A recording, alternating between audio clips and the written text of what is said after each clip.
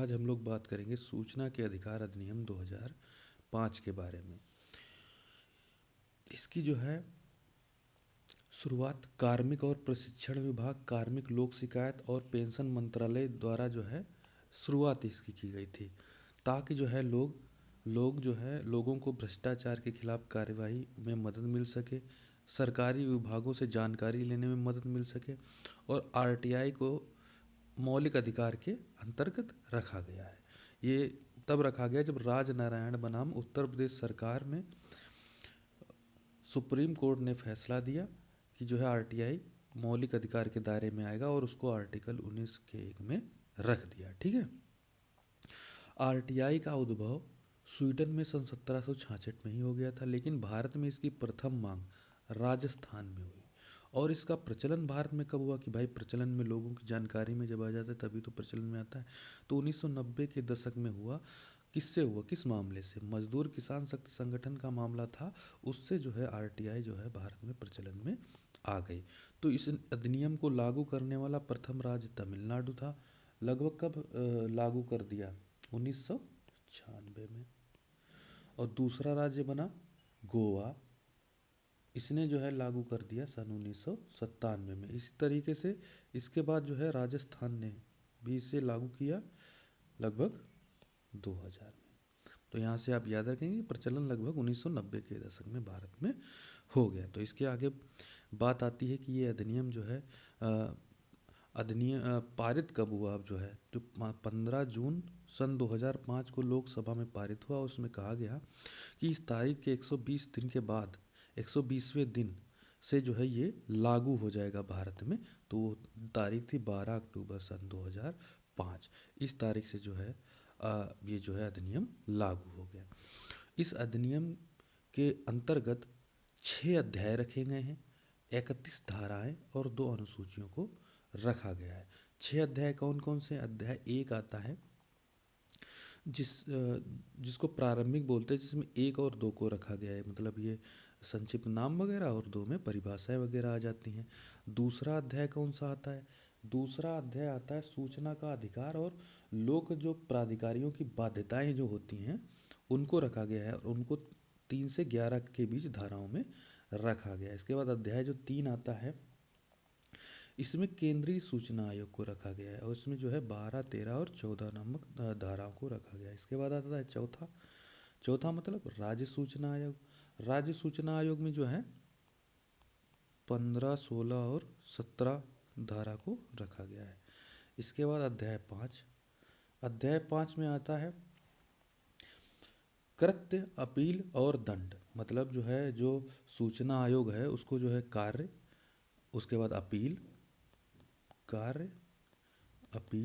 और दंड 18, 19, 20 धारा को इसमें रखा गया है। उसके बाद आता है 6, इसमें रखा गया है 21 से 31 धारा को, और इसको कहते हैं प्रकीर्ण। इसमें जो है बाद में सारी की चीज़ों को लपेट दिया गया है आखिर में। तो इसी प्रकार से जो 6 अध्याय हो गए और 31 धाराएं और 2 अनुसूचियां इसमें हैं।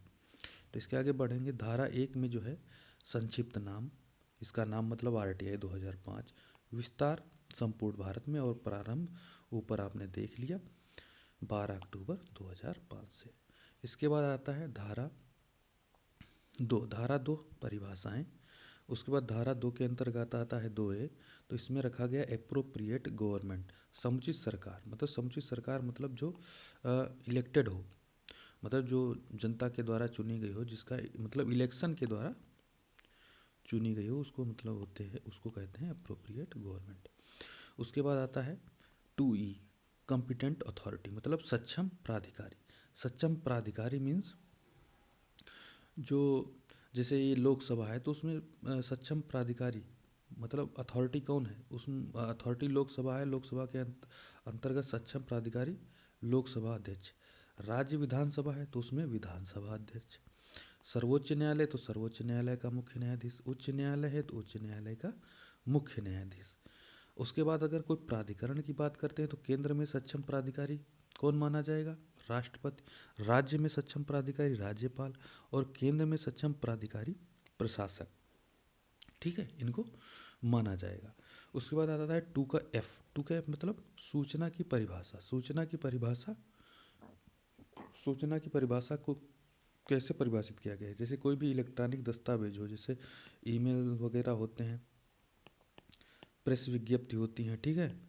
उसके बाद कोई ऑनलाइन डेटा जो होता है, ठीक है, कोई रिपोर्ट होती है, इस टाइप का जो ऑनलाइन डेटा होता है उनको इलेक्ट्रॉनिक दस्तावेज कहा गया है, उनको भी परिभाषा के अंतर्गत रखा गया है। और जैसे कोई प्राइवेट कंपनी, मान लो कोई प्राइवेट कंपनी है, तो क्या वो सूचना की परिभाषा के अंतर्गत नहीं आएगा? आएगा। कैसे आएगा? यदि वह कंपनी सरकारी अधिकारी या संस्था के दायरे में आती है तो सूचना की परिभाषा के अंतर्गत उसको भी रखा गया है, ठीक है। उसके बाद आता है 2 का एच। इसमें लोक प्राधिकारी मतलब पब्लिक जो अथॉरिटीज़ होती हैं उनको रखा गया है। और पब्लिक अथॉरिटी किन्हें कहेंगे? जैसे कोई प्राधिकरण हो गया, कोई निकाय होगा, या कोई गैर सरकारी संगठन भी हो गया, उसको लोक प्राधिकारी मतलब पब्लिक अथॉरिटी कब बोलेंगे? या जब वह संविधान, संसद, विधानमंडल, केंद्र सरकार या राज्य सरकार द्वारा गठित हो, ठीक है, वो अथॉरिटी।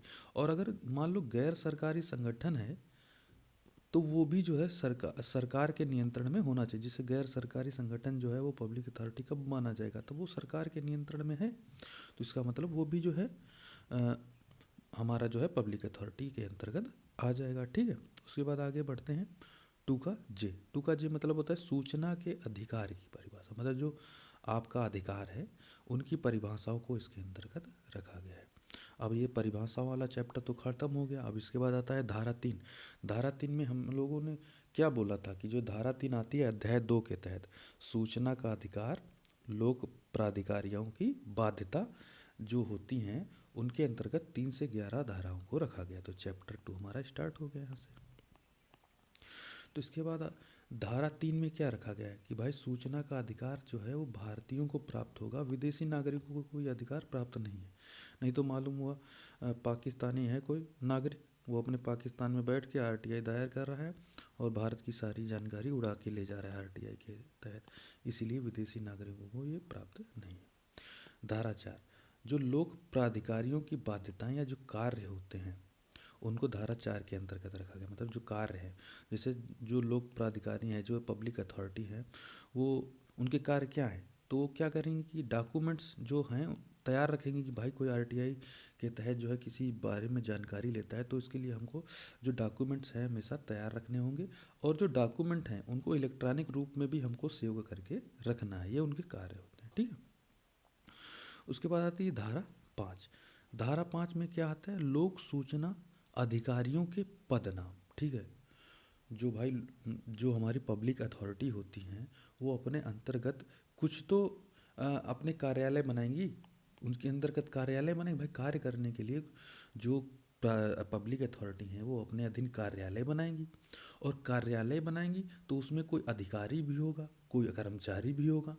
तो उनके बारे में बात की गई कि भाई लोक प्राधिकारी अपने अधीन कार्यालय बनाएंगे जिसमें केंद्रीय लोक सूचना अधिकारी, राज्य लोक सूचना अधिकारी तैनात करेंगे, और इनकी संख्या जितनी आवश्यक होगी उतनी रखेंगे, ठीक है।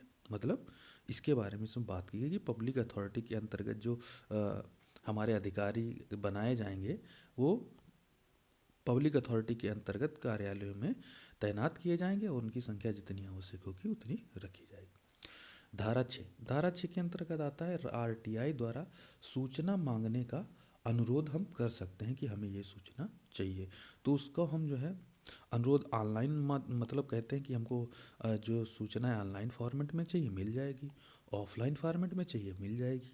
आपको हिंदी में चाहिए, इंग्लिश में चाहिए, या अपनी क्षेत्रीय भाषा में चाहिए, जिसमें चाहिए वो उसमें आपको सूचना प्रदान कर देंगे। और उसकी फ़ीस जो है 10 रुपये रखी गई है। ये भी जो है अगर आप जो है गरीबी रेखा के अंतर्गत आते हैं तो ये भी 10 रुपये आपको हमको लगता है माफ़ कर दिए जाते हैं। उसके बाद आगे बढ़ते हैं धारा 7।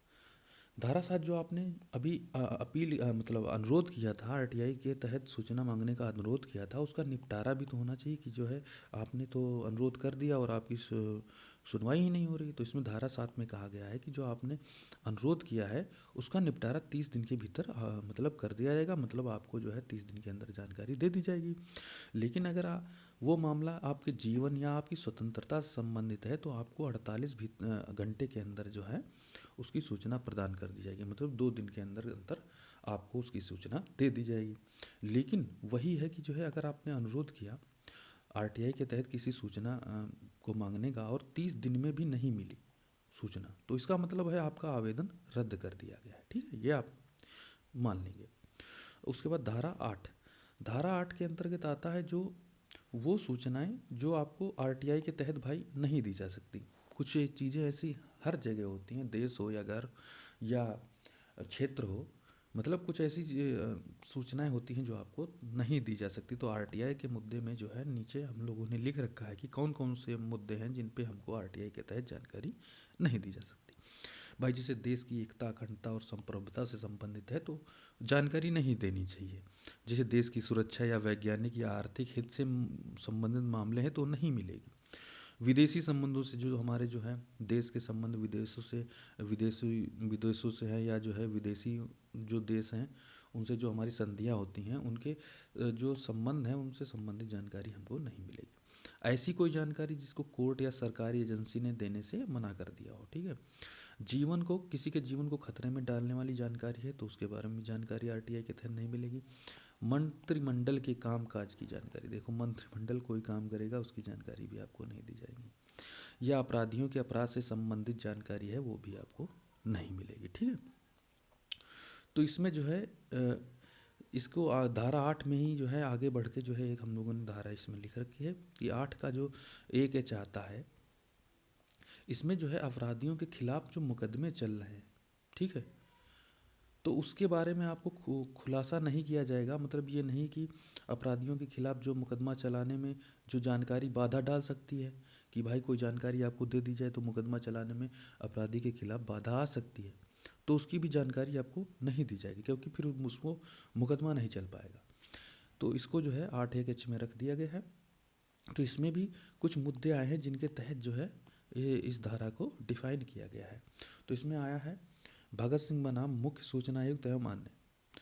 तो इसमें ये मुद्दा 2008 का है। मतलब ये यही है कि जो है अपराधी था उसके खिलाफ मुकदमा चल रहा है तो उसके बारे में आपको कोई भी ऐसी जानकारी नहीं दी जाएगी जिससे उसका मुकदमा ना चल सके। तो वही ये मुद्दे हैं। BS माथुर बनाम दिल्ली उच्च न्यायालय के लोक सूचना अधिकारी, ये 2011 का है। एक बार पढ़ लेंगे, ज़्यादा इनको याद रखने की ज़रूरत नहीं है। ठीक है, भारत संघ बनाम मंजीत सिंह बाली, ये 2018 का मुद्दा है।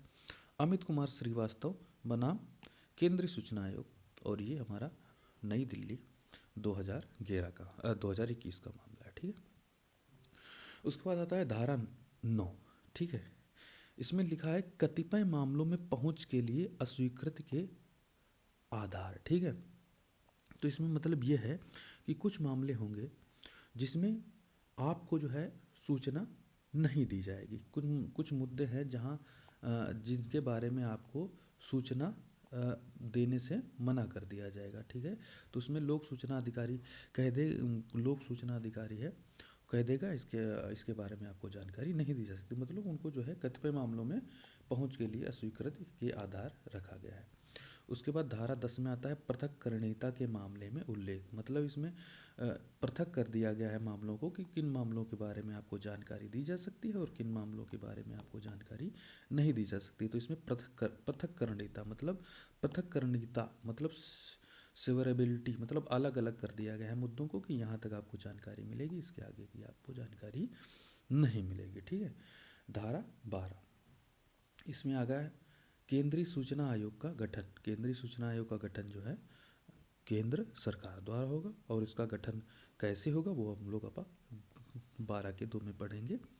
केंद्रीय सूचना आयोग मतलब CIC। CIC में क्या होता है, एक केंद्रीय मुख्य सूचना आयुक्त होंगे, उसके बाद केंद्रीय सूचना आयुक्त। इसमें केवल मुख्य शब्द का डिफरेंस होता है। ठीक है, तो जो हमारा केंद्रीय सूचना आयोग होगा उसके अंतर्गत जो है एक केंद्रीय सूचना आयुक्त और उसके बाद केंद्रीय सूचना आयुक्त, ये तो एक होंगे, लेकिन जो है जो केंद्रीय सूचना आयुक्त होंगे इनकी संख्या 10 से ज़्यादा नहीं की जा सकती। तो वर्तमान में हम लोग देख लें तो एक केंद्रीय सूचना आयुक्त है और दो, एक केंद्रीय मुख्य सूचना आयुक्त हैं और दो जो है केंद्रीय सूचना आयुक्त रखे गए हैं। ठीक है, तो इसके बाद कहा गया है कि आयोग के जो अध्यक्ष हैं और सदस्यों की नियुक्ति है कौन करता है।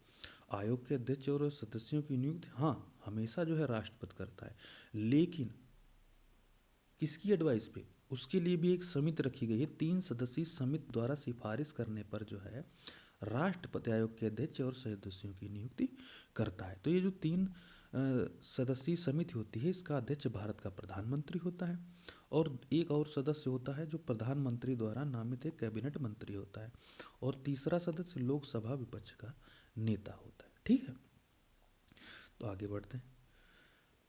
धारा 13, इसमें कहा गया है केंद्रीय सूचना आयोग। केंद्रीय सूचना आयोग के अधिकारी जो होते हैं उनकी पदावधि, जो पदावधि है मतलब जैसे पदावधि लगभग 3 साल होती है और उम्र उनकी 65 वर्ष तक के आगे नहीं जा सकती, मतलब या तो 3 साल तक रहेंगे और 3 या तो 65 वर्ष तक, जो पहले पूरा हो जाएगा उसके अंतर्गत उनकी पदावधि खत्म कर दी जाएगी। ठीक है, और जो इनके वेतन भत्ते और अन्य सेवाएं होंगी वो केंद्र सरकार द्वारा निर्धारित की जाती हैं। ठीक है, जो अधिकारियों की, तो इसमें जो है जो सेवा शर्तें हैं उसके अंतर्गत ये निर्धारित किया गया 2009 में जो है संशोधन किया गया, जो आरटीआई 2009 अधिनियम 2005 जो था उसमें किए गए संशोधन के आधार पर कि वे जो है पुनर्नियुक्ति के पात्र नहीं होंगे, मतलब वो कहीं दोबारा नियुक्ति नहीं हो सकेंगे अगर इस पद पे आते हैं। ठीक है, धारा 14 में रखा गया है जो केंद्रीय सूचना आयुक्त थे और जो अन्य आयुक्त थे उनको पद से हटाया जाना, मतलब उनको पद से हटाए जाने के बारे में इसमें बात की गई है।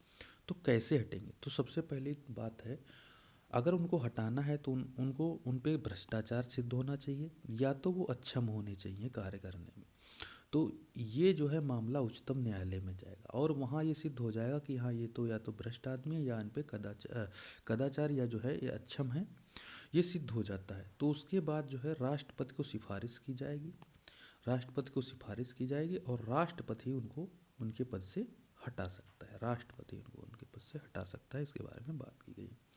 इसके बाद आता है राज्य सूचना आयोग जिसमें 15 से 17 धाराओं को रखा, 15, 16, 17, ये हम लोग चैप्टर 4 के अंतर्गत चलेंगे। अब राज्य सूचना आयोग, तो इसमें जो है अभी ऊपर हमने केंद्र सूचना आयोग का गठन कर लिया, उसको जो है सारी बात कर ली। अब हम लोग जो है राज्य सूचना आयोग के बारे में बात करेंगे। तो धारा 15 आती है राज्य सूचना आयोग का गठन। तो ये भी जो है एक जैसे राज्य सरकार राजपत्र में अधिसूचना द्वारा एक निकाय गठित करेगी जिसे राज्य का नाम सूचना आयोग, जैसे यूपी का है तो उत्तर प्रदेश सूचना आयोग या जो है उत्तराखंड का है तो उत्तराखंड सूचना आयोग ऐसे बोला जाएगा। तो इसमें क्या कहेंगे, एक जो है राज्य मुख्य सूचना आयुक्त होंगे और राज्य सूचना आयुक्त होंगे, ये तो एक होंगे, लेकिन जो राज्य सूचना आयुक्त होंगे उनकी मैक्सिमम संख्या 10 रखी गई है। तो इनके गठन के बारे में बात कर लेंगे। इनका गठन कौन करेगा, राज्यपाल करेगा। तो इसके अंतर्गत भी राज्यपाल से भी कोई सिफारिश करने वाली टीम होगी। हाँ, 3 सदस्यीय समिति होती है जिसमें अध्यक्ष मुख्यमंत्री होगा और मुख्यमंत्री द्वारा एक नामित कैबिनेट मंत्री होगा और एक विधानसभा विपक्ष का नेता होगा। ये 3 सदस्यीय समिति होगी जो राज्यपाल से सिफारिश करेगी और राज्यपाल गठन कर देगा इनका जो है राज्य मुख्य सूचना आयुक्त और इन सब का। ठीक है, इसके बाद आता है धारा 15(1) और धारा 2A में। इसमें क्या कहा गया है कि जो राज्य सूचना आयोग है, ठीक, उसके जो कार्य हैं उनके कार्यान्वयन हैं उनसे संबंधित राज्य सरकार की जिम्मेदारी होगी कि मतलब जो राज्य सूचना आयोग है कि नियुक्ति सहित जो आरटीआई 2005 के अंतर्गत कार्य हो रहे हैं उनसे संबंधित जो मतलब जो जिम्मेदारी है वो राज्य सरकार की होगी। तो राज्य सरकार की जिम्मेदारी को इसमें रखा गया है कि जो कार्य चल रहे हैं आरटीआई के अंतर्गत वो राज्य सरकार की जिम्मेदारी है कि सफलतापूर्वक चलनी चाहिए। धारा 16, इसमें एक रखा गया है राज्य सूचना आयोग के संबंध में पदावधि और शर्तें। तो वही बात है कि ये पुनर्नियुक्त के तो पात्र होंगे नहीं यहाँ पद पे आने के बाद। उसके बाद इनकी उम्र 65 65 वर्ष या फिर जो केंद्र सरकार द्वारा निर्धारित अवधि होती है, मतलब 3 साल। 3 साल इनमें से जो पहला पूरा कर लेते हैं उसके हिसाब से इनका कार्यकाल होगा। उसके बाद हम लोग आते हैं धारा 17 पे। इनको पद से कैसे हटाया जाएगा? वही बात है, केंद्रीय मुख्य सूचना राज्य मुख्य सूचना आयुक्त या राज्य सूचना आयुक्त कैसे हटेंगे? उच्चतम न्यायालय में मामला जाएगा, वहाँ इन पर भ्रष्टाचार या असमर्थता सिद्ध होती है, जांच के पश्चात राज्यपाल द्वारा आदेश पर ही हटेंगे। ठीक है। धारा 18, इसमें क्या रखा गया है? मैंने बोला था सबसे पहले कार्य, अपील और दंड। इसको 18, 19, 20, तो ये जो है हमारा चैप्टर 5 था, उसमें ऐसे रखा गया। देखो सबसे पहले 18 में कार्य एवं शक्तियाँ, वे संतुष्ट होंगे कि जांच के उचित आधार हैं तभी जांच शुरू होगी। मतलब आपने कोई जो है आरटीआई डाली है, तो जो लोक सूचना अधिकारी जो है वो डिसाइड करेगी कि हाँ आपका जो मुद्दा है उसके उचित आधार हैं और उस पर जांच होनी चाहिए, तभी जो है आपकी जो है कार्यवाही आगे बढ़ेगी, अन्यथा वहीं से रद्द कर दी जाएगी। धारा 19, अपील, मतलब अगर आपने किसी लोक सूचना अधिकारी के तहत जो है, मतलब कोई आरटीआई के तहत आपने कोई जानकारी मांगी, ठीक है, लेकिन जो लोक सूचना अधिकारी है 30 दिन के अंदर आपको सूचना नहीं देता या भ्रमित करता है या सूचना ही को मतलब नष्ट कर देता है, तो आप क्या करेंगे? जब से उसने मना किया या जब से आपको जानकारी नहीं मिली जिस तारीख से, उस तारीख के 30 दिन के भीतर आप दूसरी अपील कर सकते हैं, लेकिन आप इस बार लोक सूचना अधिकारी से बड़े रैंक के अधिकारी के पास करेंगे। और यहाँ पे भी अगर आपको जो है कोई जानकारी नहीं मिलती तो आप क्या करेंगे? जब से मना किया गया है, मना किए जाने के 90 दिन के भीतर आप फिर से अपील कर सकते हैं, लेकिन इस बार आप केंद्र या राज्य सूचना आयोग के पास सीधे अपील कर सकते हैं। ठीक है, तो ये आपका ये प्रोसेस होगा जानकारी लेने का। उसके बाद भाई तब भी अगर जानकारी नहीं मिली या भाई लोक सूचना अधिकारी या सब जो है हमको जानकारी देने के लिए तैयार नहीं, तो इसके अंतर्गत धारा 20 आती है। धारा 20 में उनको दंड मिलेगा। दंड कैसे मिलेगा? जो लोक सूचना अधिकारी है, आपका आवेदन या रद्द कर दिया, भ्रामक जानकारी दी हो, आपको सूचना देने से मना किया हो, सूचना नष्ट कर दी हो, तो इसके अंतर्गत वो अगर फंसते हैं तो इसमें जो है जब से आपने आवेदन किया है उस तारीख से इनको 250 रुपये पर डे के हिसाब से चुकाने पड़ेंगे, और ये जुर्माना उन पर सब मैक्सिमम 25,000 तक रुपये तक का लग सकता है। ठीक है। धारा 21, सद्भाव पूर्वक की गई कार्यवाही के का संरक्षण, मतलब अगर कोई कार्यवाही सद्भाव पूर्वक की गई है तो उस कार्यवाही के अंतर्गत उसको संरक्षण प्रदान किया जाएगा। कि मतलब ये नहीं है कि कोई कार्यवाही की जाए और उसको बाद में मतलब मान ही नहीं जाए, तो कार्यवाही का संरक्षण होगा। धारा 24, धारा 24 के अंतर्गत यह अधिनियम अनुसूची 2 में जो वर्णित संगठन है उन पर लागू ही नहीं होगा। मतलब ये नहीं है कि इन संगठनों से आप जानकारी ले ही नहीं सकते, इसका मतलब सीधा यही है। तो इसके अंतर्गत कौन कौन से आते हैं? Intelligence bureau, research and analysis wing raw, प्रवर्तन निदेशालय ईडी, नारकोटिक्स विभाग एनसीबी, राष्ट्रीय सुरक्षा गार्ड एनएसजी, सीमा सुरक्षा बल बीएसएफ, केंद्रीय औद्योगिक सुरक्षा बल सीआईएसएफ, भारत तिब्बत सीमा पुलिस आईटीबीपी, केंद्रीय रिजर्व पुलिस बल सीआरपीएफ, सशस्त्र सीमा बल एसएसबी और असम राइफल्स। इन संगठनों से आप जो है आरटीआई के थ्रू आप जानकारी नहीं ले सकते। तो धारा 25 उसके बाद आता है। धारा 25, केंद्र या राज्य सूचना आयोग वार्षिक रिपोर्ट तैयार करेगा। भाई जो भी मामले हुए साल भर में उनकी एक वार्षिक रिपोर्ट तैयार करेगा और ये रिपोर्ट अपनी समुचित सरकार को भेजेगा। यही तो है भाई, तभी तो कार्य चलेगा राज्य सरकार के अंतर्गत कि उसको जानकारी तो मिलती रहेगी कार्य चल क्या रहा है। तो इसी तरीके से जो है हमारा आरटीआई 2005 चैप्टर एंड होता है। मिलते हैं आपको नेक्स्ट टॉपिक के साथ। धन्यवाद।